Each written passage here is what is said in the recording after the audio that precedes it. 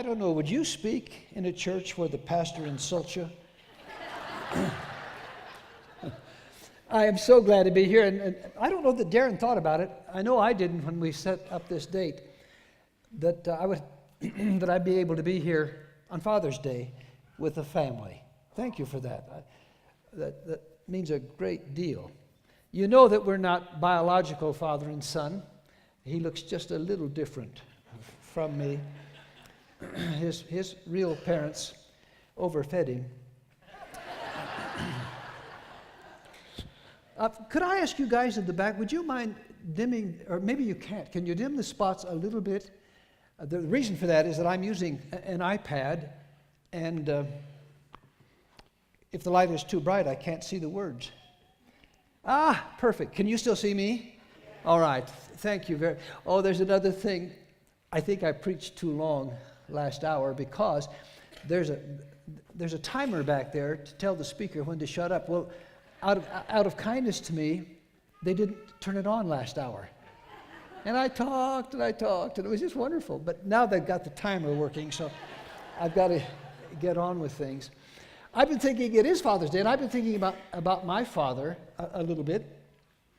And all my memories of my father are very good. He's been gone a long time now. But I remember so many things that he taught me. And I learned to believe what he taught me. One of the things he taught me was if it's worth starting, it's worth finishing. I don't know why he ever felt he needed to tell me that. Another one, close the door. Were you born in a barn? Or the other one, do you think you can heat up the whole outdoors? Or one of his favorites was kind of silent. If I was in a group and I was misbehaving, it was not unusual for my dad to come into the room, not say a word, just walk up to me and thump me on the side of the head. I got the point. Or after he had told me something, he would finish. He was not bilingual, but he picked up one word from Spanish, which he garbled, and he would tell me what he had to tell me, and then he would say, "Savvy?" And I understood that what that meant was if I understood what he said, I would do it. And I did it. One that I resented when I was young. If I hurt myself, fell down, he would say, "Come over here, and I'll pick you up." Well, it ruined the whole thing. By the time I got to him, I didn't need anything else. How often I've thought of him over these years.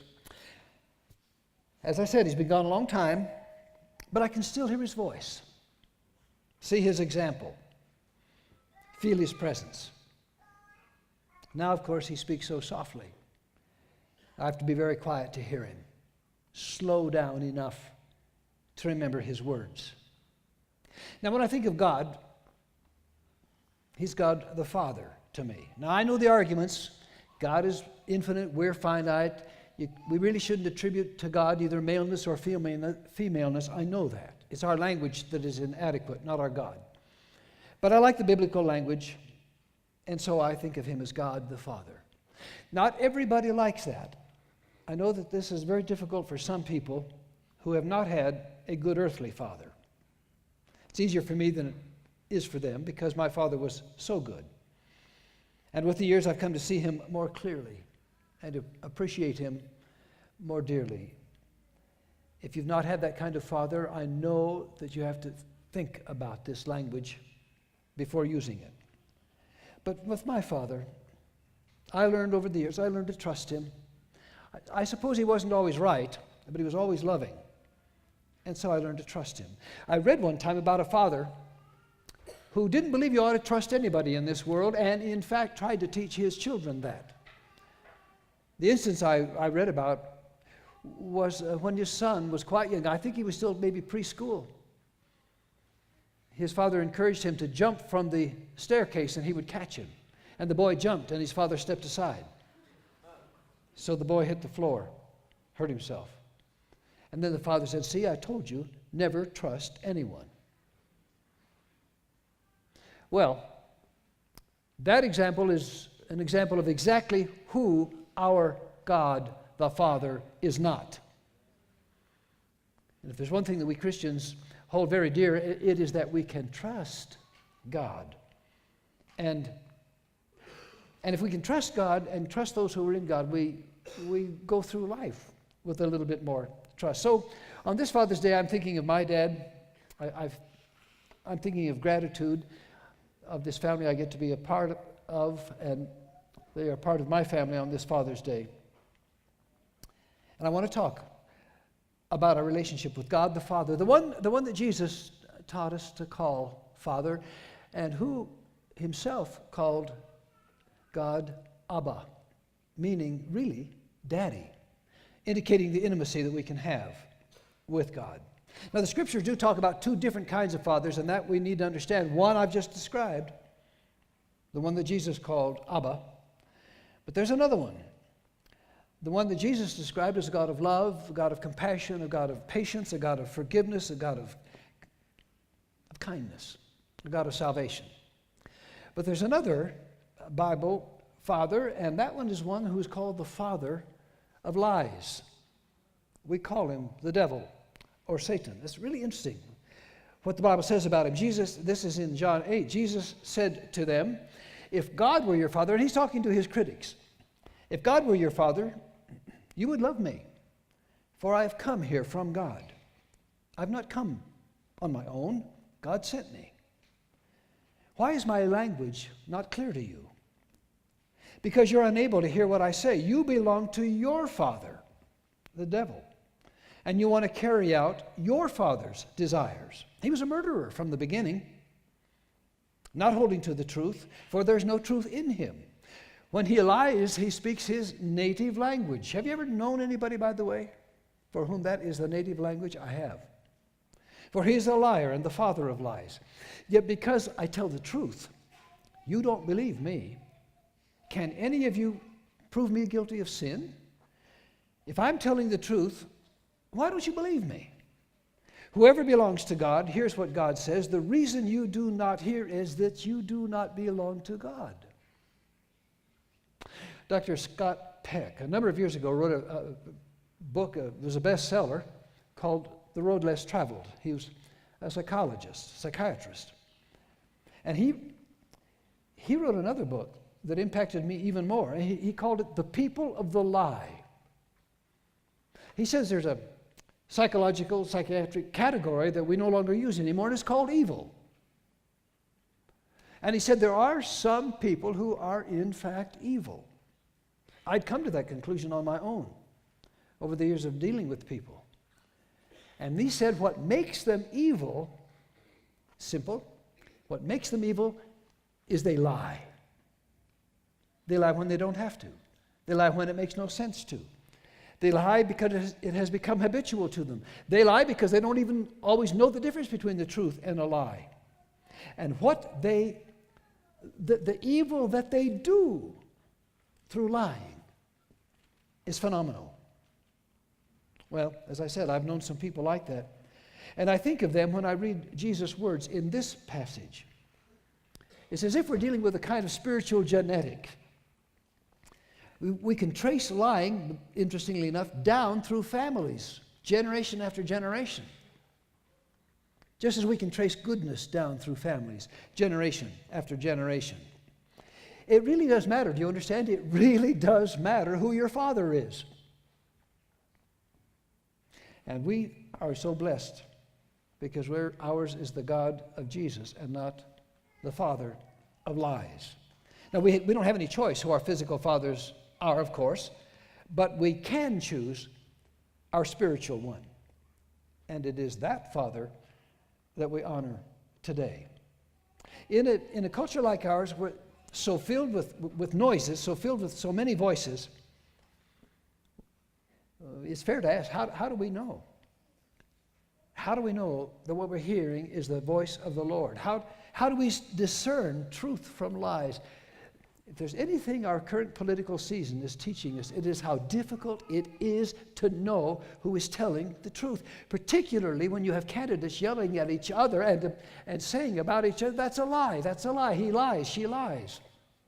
How do you know who speaks the truth?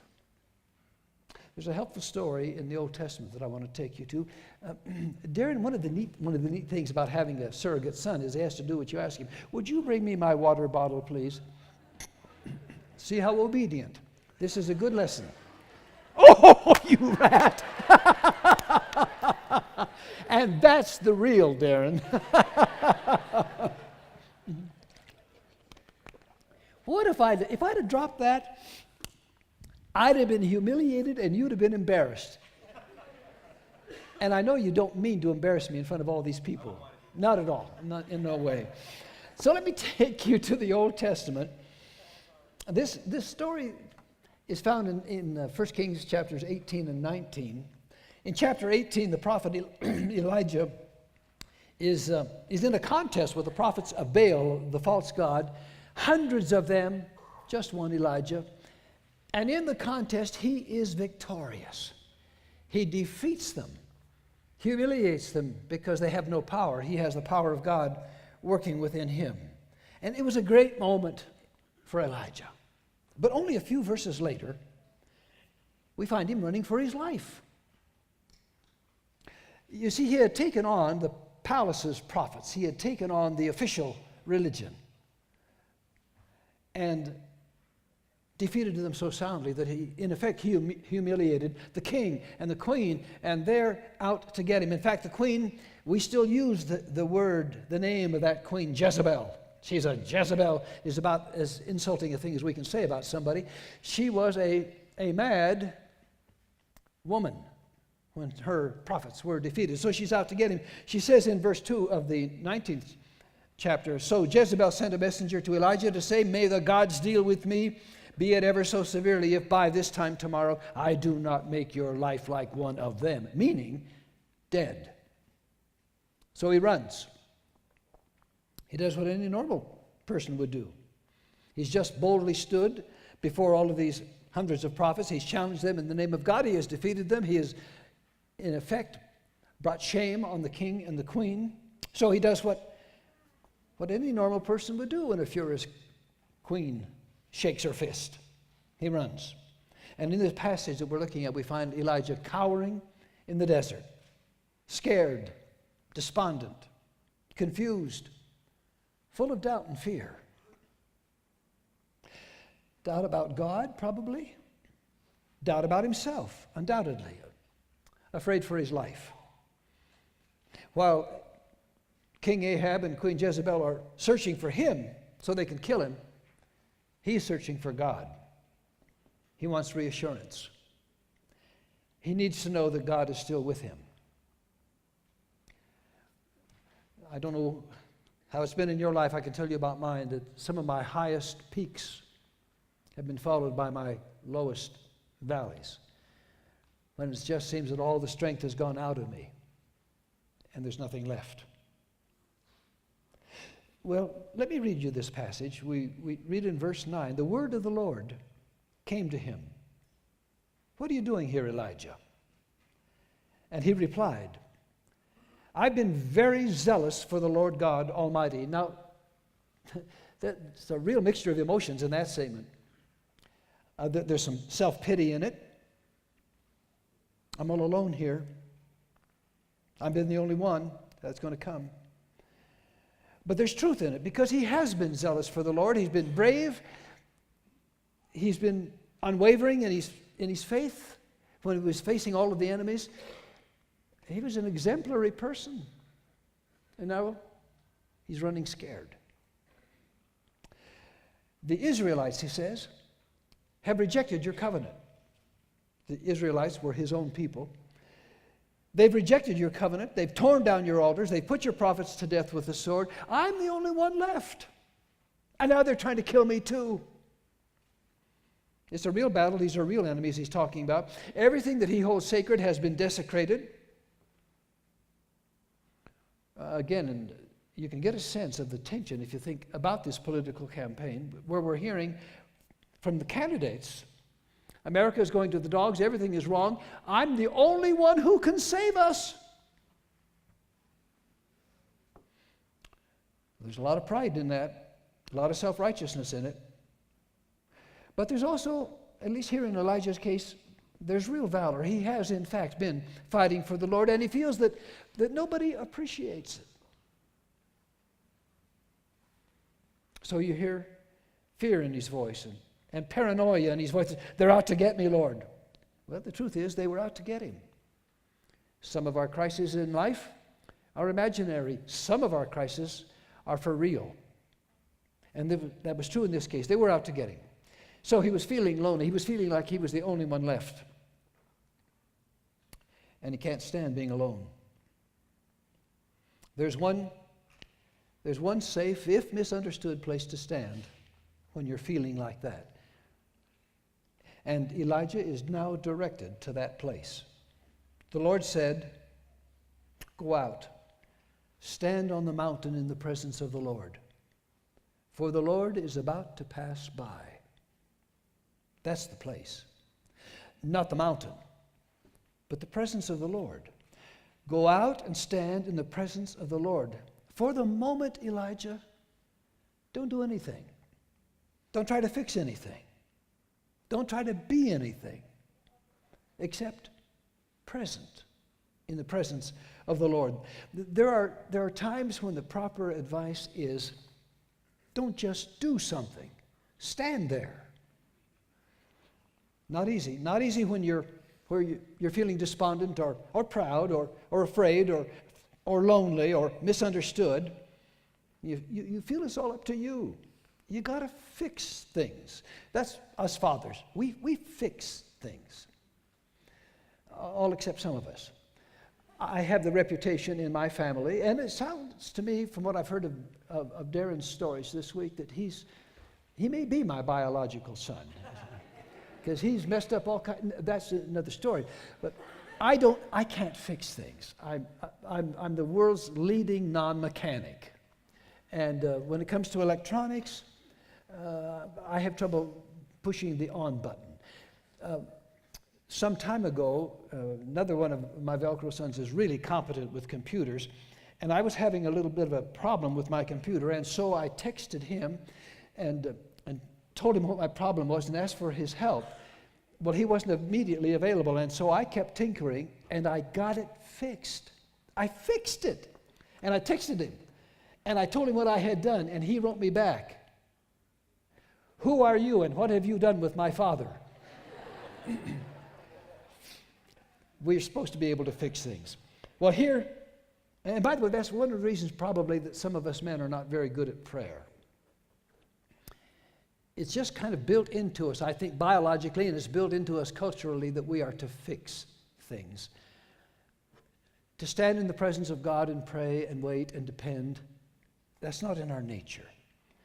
But what Elijah is being told here, this mighty prophet is being told here, don't try to fix it. Just stand there for a while. Just stand. Be present to me. Let me do the fixing. Then, verse 11, then a great and powerful wind tore the mountains apart and shattered the rocks before the Lord. But the Lord wasn't in the wind. After the wind, there was an earthquake. But the Lord wasn't in the earthquake. After the earthquake came a fire.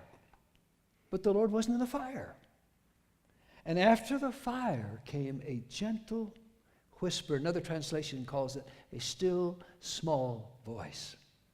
And when Elijah heard it, he pulled his cloak over his face and he went out and he stood in the mouth of the cave. Then the voice said to him, "What are you doing here, Elijah?"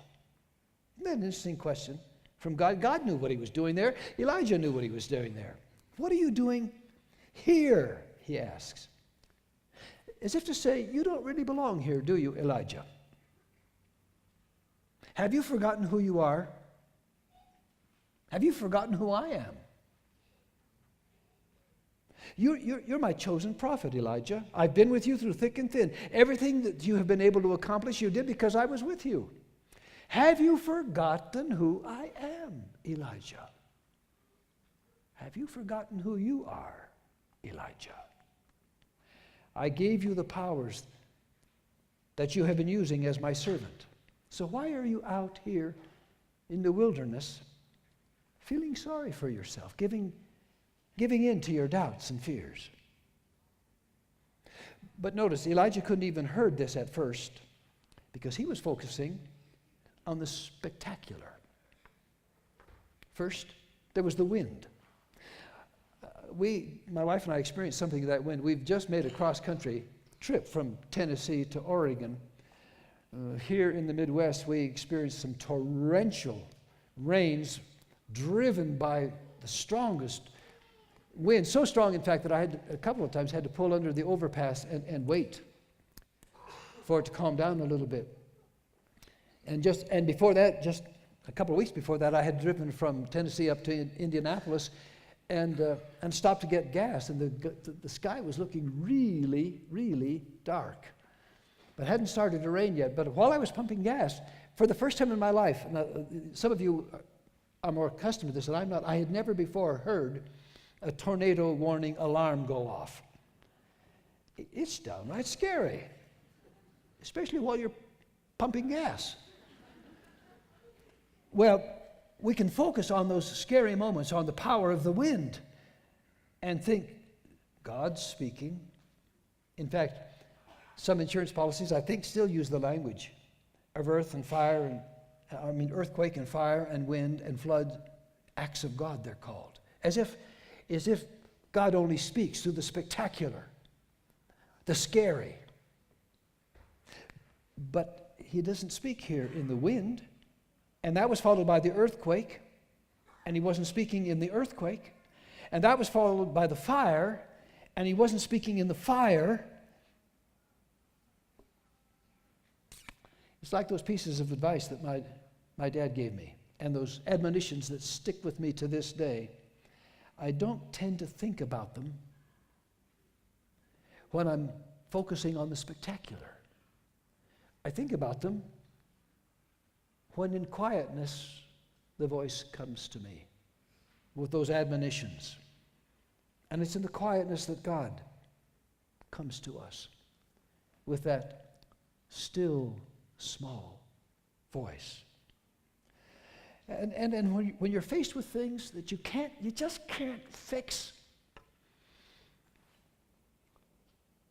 it's a good thing to remember that there are some things in life you can't fix. And calm down and try to get into the presence of the one who does fix things. Because all of us will, at some time or another in life, even us fathers, will be up against what's not fixable. Darren asked me to tell you about one of those moments in my life. And I'll try to do that. The story starts on Memorial Day weekend, 1994. I wasn't at our house. In those days, my wife was struggling with some health issues, and so our home was up in the mountains of Arizona, about an hour and a half from our church down in Mesa, Arizona, and I commuted. And we had a little apartment down in Mesa, which I would use from time to time as I was getting ready for the weekend.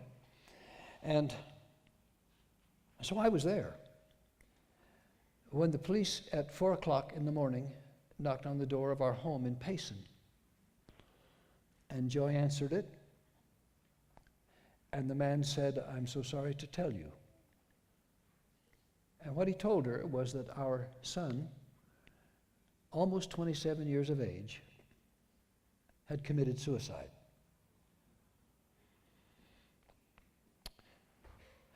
She called some neighbors, not next door neighbors, but dear friends in the neighborhood, and they came and picked her up and drove her the hour and a half down to Mesa and arrived as I was getting ready for work. And she told me.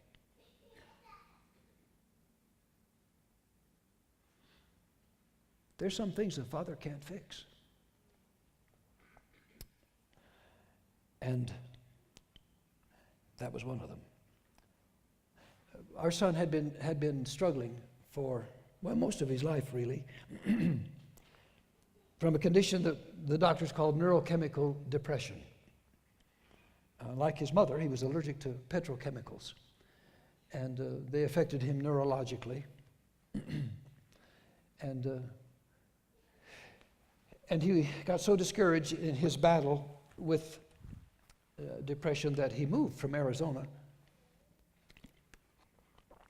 up to the Oregon coast, where his grandparents had a little cabin. For a while it was okay, but then he felt himself getting weaker and felt the depression taking greater hold on him. We also think now that he probably was bitten by a tick and had Lyme disease, and everything just ganged up on him. And so he took a hose and drove his vehicle up into a mountain spot that was a favorite of his and attached the hose to the exhaust pipe and gave in to the depression. So what do you do when your world collapses? When more than anything else you want a miracle. You want what just happened never to have happened. You want to turn time backwards and wipe out what's taken place. You feel like a great wind has hit you and you're blown about. And God is not in the wind. And like the earth beneath you has shaken so violently that it has opened up and tries to swallow you, but God is not in the earthquake. And then the fire. The fire feels like a fever that won't go away. Like a burning that ravages everything. And God is not in the fire. But then in the quietness that follows, your anguished crying and your questioning, comes a still small voice. Now you have felt like yelling at God, demanding to know why he hasn't been with you, why this thing has happened. But then, in that quietness, you realize it wasn't his fault.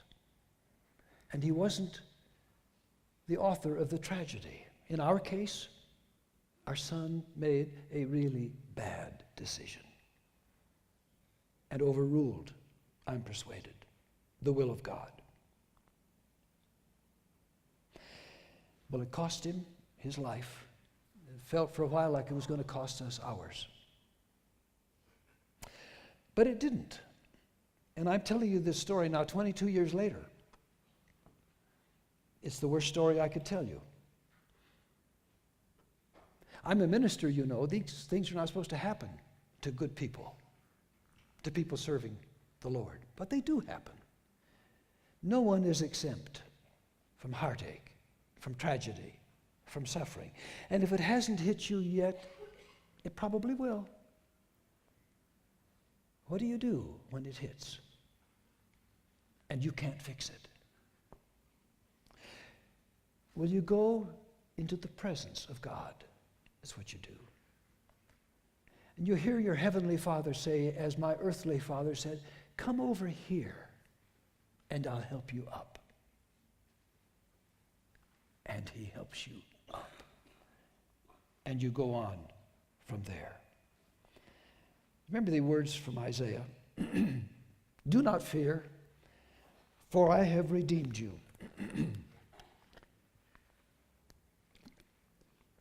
I have summoned you by name. You are mine. When you pass through the waters, I'll be with you. And when you pass through the rivers, they'll not sweep over you. When you walk through the fire, you will not be burned. And the flames will not set you ablaze. Come over here, and I'll pick you up.